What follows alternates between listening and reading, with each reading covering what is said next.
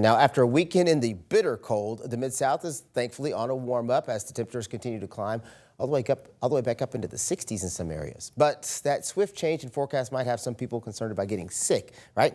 ABC 24's Shakina Davis talked to a doctor about what's really causing the illnesses and what you can do to stay safe.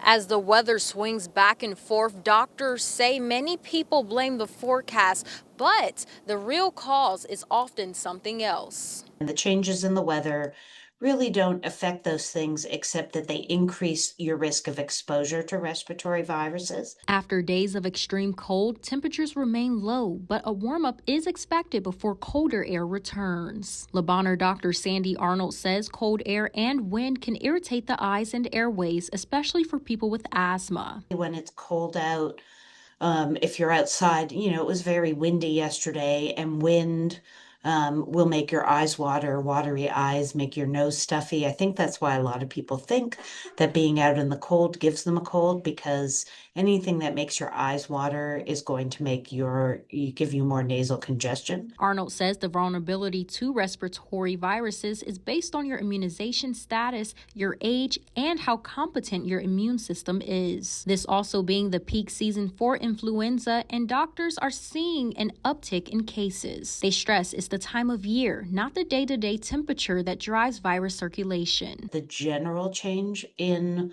the weather from warmer weather to cooler weather, for example, influenza circulates better in cool air, and that's why we see yearly influenza outbreaks when it gets cooler. Arnold says you can't always predict who's going to get severely sick from these viruses. And she says the best way to protect yourself is to be immunized. You also want to not expose people to your illness when you have one. So stay home as much as you can and stay away from other people in your home. Cough into your arm instead of into your hands.